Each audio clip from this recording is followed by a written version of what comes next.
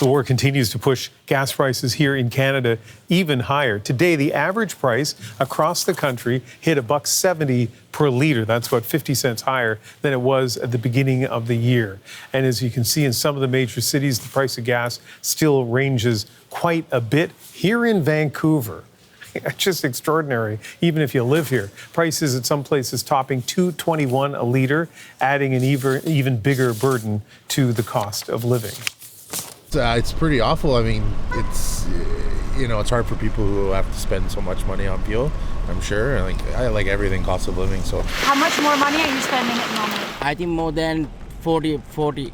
Before I my fuel tank full $80, now $115. I'm not thrilled, let's put it that way. I have a fleet of vehicles, so the cost of gasoline has put my fleet cost for fuel up probably by a couple of $1,000s over the last 2 months per month. Well, for more on how gas prices are affecting businesses, we're joined by Sam Cruz. He's the owner of Carry Yours Couriers, a delivery service that transports goods from warehouses to local businesses. Thanks for coming in. What do you think when you see the gas prices right now? When I think of these gas prices right now, my heart instantly shakes. Running a delivery business, we literally run on fuel. And so as a company with a small business, small team, filling up these tanks every single day at more than 20 to 30% that what we normally are doing it hurts for sure. Yeah, so you run Honda vans. Yeah. And you were saying the fill up now costs how much? This morning we had a driver fill out of about $140 compared to usually $100 to $110 on a full tank. Yeah. Now, your business is relatively new. Yeah. And when we were chatting before we went on air, you mentioned one of your selling points at the beginning is no hidden fees, no surcharges, so no fuel surcharge, at least not so far. Correct. Yeah, exactly. A lot of local businesses in Vancouver, they struggle with finding delivery services that is cost effective for these small businesses, right? So coming into the space, our goal was to be that service that these businesses can count on kind of as your in-house delivery team without the actual overhead and the stress, right? And now we have customers kind of asking us, is this going to be a thing? And we're doing everything we can to not have to add these surcharges to keep things stable and consistent for businesses. Yeah, but that extra, whatever it is, $40 or $50 a fill up per day per van, maybe more if they're busier. I mean, that at the end of the day, what can you do? That comes out of your pocket.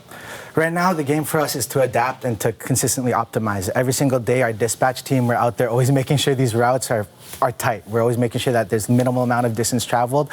Our team, we travel all across the Lower Mainland.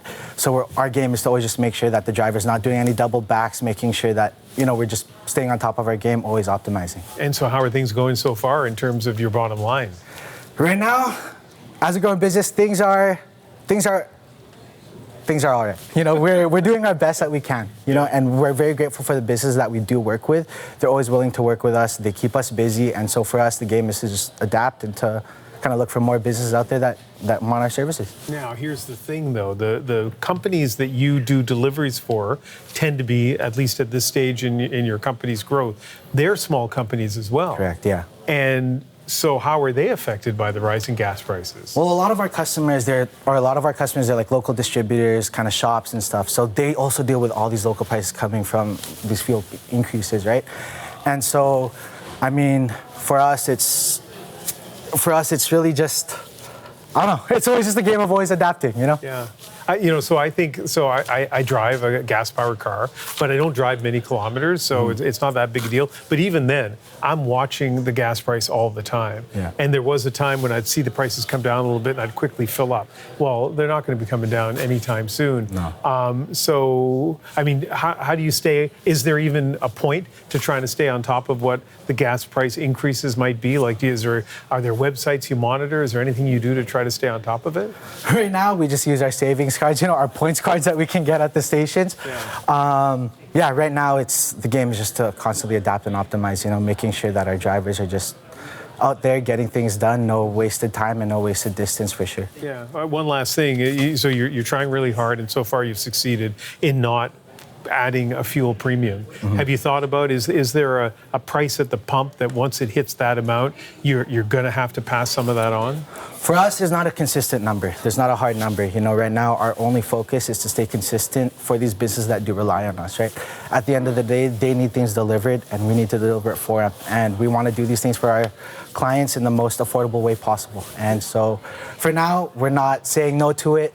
We're just kind of waiting to see what happens, and we'll adapt when needed. Yeah, really interesting hearing your story because it's replicated by taxi drivers, Uber drivers, you know, all kinds of businesses out there. And then in turn, as your costs go up and if your prices go up, that's going to affect all the people who buy the product. So you're kind of a microcosm of what's going on across the country now. So Sam, thank you very much for coming in. Thank you for having me.